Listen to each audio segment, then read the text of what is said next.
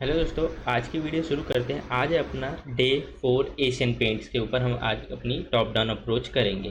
तो शुरू करते हैं आज अपनी वीडियो को।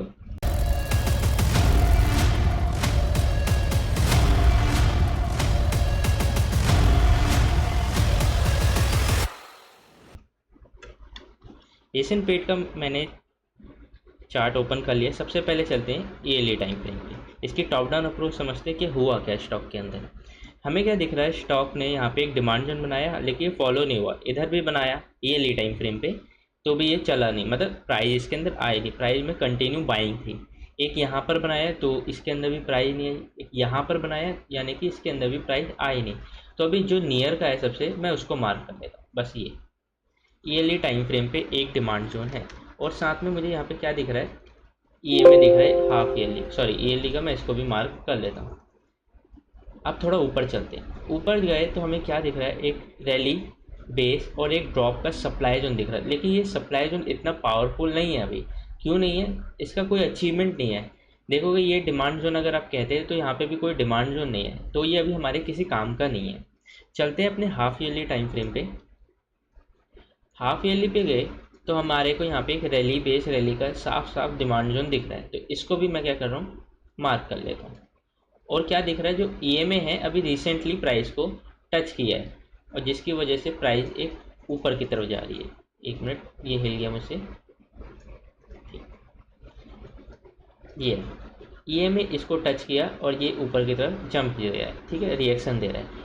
कोई सप्लाई जोन अभी पेंडिंग नहीं है। देखोगे तो ये सप्लाई जोन कहोगे तो ये प्राइस ने लेग आउट कैंडल बनी, उसके बाद इसने इसको टच कर दिया। यानी कि जो सेलिंग होगी वो कहाँ पे होगी, इस पे होगी। जो ये विक है इसमें होगी, वो हमें छोटे टाइम फ्रेम पे देखने को मिलेगा। चलते हैं क्वार्टर टाइम फ्रेम पे। क्वार्टर पे गए तो यहाँ पे 3 बेस कैंडल वाला एक डिमांड जोन है, इसकी मार्किंग कर लेते हैं। वो अपने हाफ ईयरली के अंदर आ रहा है, साथ साथ में ईयरली का ईएमए भी सपोर्ट कर रहा है। यानी कि अगर फ्यूचर में जब भी प्राइस आती है तो ये आपका बेस्ट एरिया होगा बिल्कुल ही। ठीक। और अब थोड़ा सा ऊपर देखें तो एक रैली बेस रैली का डिमांड जोन था, जिसके अंदर प्राइस आई, ऊपर गई, लेकिन नया हाई नहीं बनाया। ठीक, वापस डाउन आई। तो यहाँ पे एक जो डिमांड जोन बन गया था विदाउट बेस कैंडल वाला, इसके अंदर प्राइस ने टच किया, इधर से भी जंप आया। ठीक है, फिर वापस प्राइस डाउन आई, नया हाई अभी बना ही नहीं, वापस डाउन आई प्राइस, इस एरिया को टच किया और एक अच्छा जंप दिया। लेकिन ये एरिया टूट गया था, देखोगे तो, है ना। प्राइस ने ईएमए को टच किया, यानी कि प्राइस अपने क्वार्टर के ईएमए का सपोर्ट लिया था उस समय।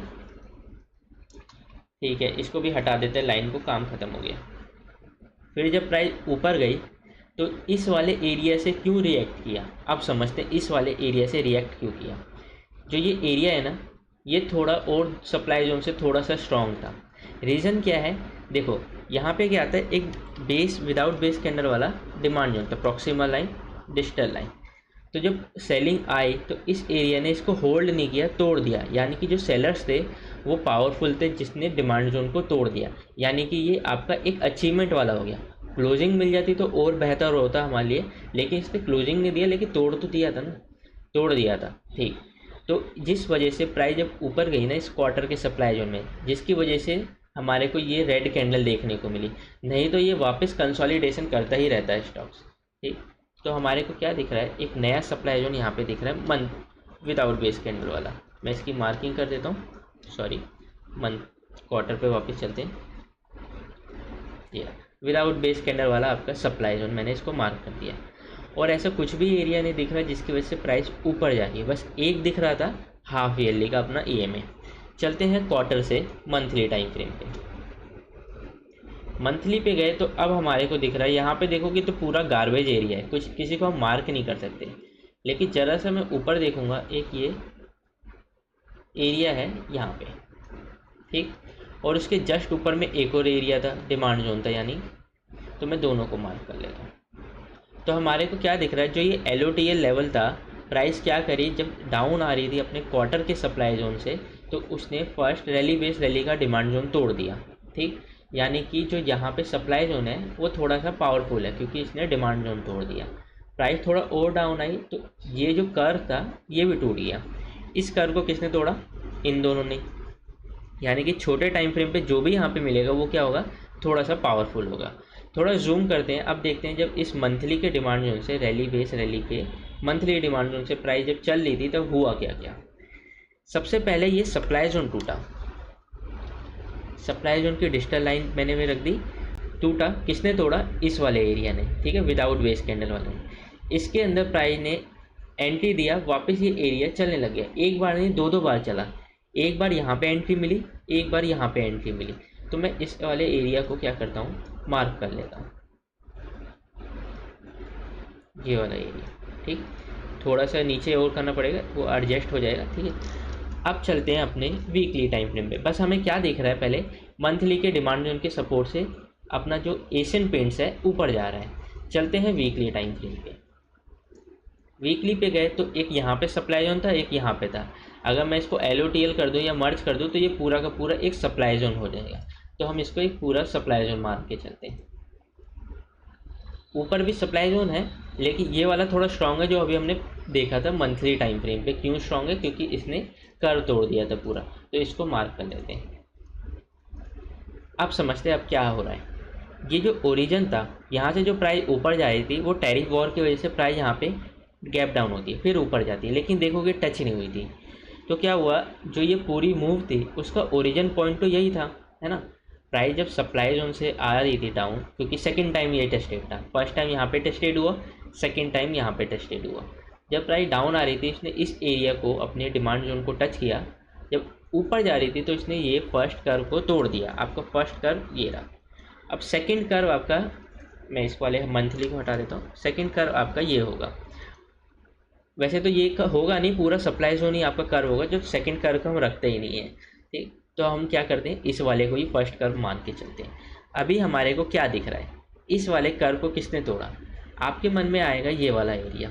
तो मैं इसकी अगर मार्किंग करूँ तो इसकी मार्किंग ऐसे होगी, है ना, ड्रॉप बेस रैली का डिमांड जोन होगा। लेकिन एक्चुअल में क्या इसी ने इस कर्व को तोड़ा है? तो आंसर है नहीं, इसने नहीं तोड़ा है। तो आपको क्या दिख रहा है, ये कैंडल यहाँ पे क्लोज हुई, मतलब हाई लगाया, फिर नीचे आके क्लोज हुई। सेकंड कैंडल ओपन हुई, डाउन आई, फिर ऊपर जाके क्लोज हुई, यानी कि यहाँ पे सेलिंग हुई थी एक टाइम के लिए। तो यानी कि जो डे टाइम फ्रेम पे यहाँ पे डिमांड जोन होगा ना, उसने इस वाले को तोड़ा है। चलते हैं डे पे और देखते हैं इस पिक्चर को। डे पे गए तो हमारे को डिमांड जोन दिख रहे हैं। फर्स्ट यहाँ पे दिख रहा है, सेकंड ये कोई डिमांड जोन है तो वो भी बताता है, इसको कैसे मार्क करेंगे। इस वाले नीचे वाले डिमांड जोन को मार्क कर लेते हैं एक बार। साथ में यहाँ पे गोल्डन क्रॉस ओवर भी आप लोगों को देखने को मिल रहा है, ठीक है। इसको मैं ऐसे मार्क कर लेता हूँ, नीचे वाला एरिया भी थोड़ा बेटर है इसलिए, ठीक। ये भी मिल रहा है और EMA सपोर्ट है। अब इस वाले को मार्क कैसे करेंगे, इसकी मार्किंग ऐसे होगी, देखिए इस वाले की मार्किंग ऐसे होगी। ओरिजिन मार्किंग रखा हूँ, ऊपर वाला इसलिए नहीं रखा क्योंकि वो ऊपर है, जोन थोड़ा बड़ा हो जाता। और मैंने ऐसे क्यों रखा है, क्योंकि देखिए इस वाले एरिया ने जंप मारा था जिसकी वजह से ये टूटा था एरिया, तो इस वाले को तो लेना बनता था अपना। अब क्या कर सकते हैं हम इस स्टॉक के अंदर, स्टॉक के अंदर हम क्या कर सकते हैं, देखिए प्राइस अभी दिख रहा है कि तोड़ देगी, इजीली तोड़ जाएगा, क्योंकि 1 टाइम 2 टाइम और 3 टाइम ये टेस्टेड हो चुका है, ठीक। तो इजीली ये एरिया टूट जाएगा। तो हम इसके ऊपर ट्रेड कैसे कर सकते हैं, फर्स्ट सेकंड और अपना जो थर्ड है यहाँ पे हम इसके अंदर नीचे वाले बॉटम पे भी कर सकते हैं। ये कोई बाय सेल सजेशन नहीं है, बस एक मेरा व्यू है डिमांड सप्लाई के अकॉर्डिंग। आज अपना एशियन पेंट का डे था, इसके बाद अपना ये एक्सिस बैंक की वीडियो आएगी, ठीक है। और डिस्क्रिप्शन के अंदर आपको व्हाट्सअप चैनल की लिंक मिल जाएगी, आप इसके अंदर ज्वाइन हो जाना। इसके अंदर मैं आपको ट्रेड्स तो नहीं देता, लेकिन स्टॉक्स बताता हूँ कौन से डिमांड जोन में आ रहे हैं। आप अपनी रिसर्च से इसके अंदर ट्रेड कीजिए, तो डिस्क्रिप्शन के अंदर आपको लिंक मिल जाएगी, आप ज्वाइन हो जाना। और ये सीरीज़ आपकी 50 दिन तक चलती जाएगी। क्यों? क्योंकि हम निफ्टी 50 के पूरे 50 स्टॉक को स्कैन करेंगे, क्या हो रहा है उनके अंदर, क्या नहीं कर सकते, क्या कर सकते हैं, वो चीज़ें समझेंगे। तो वीडियो आपको कैसी लगी आप मुझे कमेंट सेक्शन में बताना। अच्छी लगी तो लाइक कर देना। अगर आप नए हैं, ये सीरीज़ मिस नहीं करना चाहते, सीरीज़ मिस नहीं करना चाहते, तो आप सब्सक्राइब कर लेना और ज़्यादा से ज़्यादा लोगों को ये शेयर करना, ताकि उनको भी कुछ सीखने का मौका मिले। तो अभी के लिए बस इतना ही, मिलते हैं अगले पार्ट में।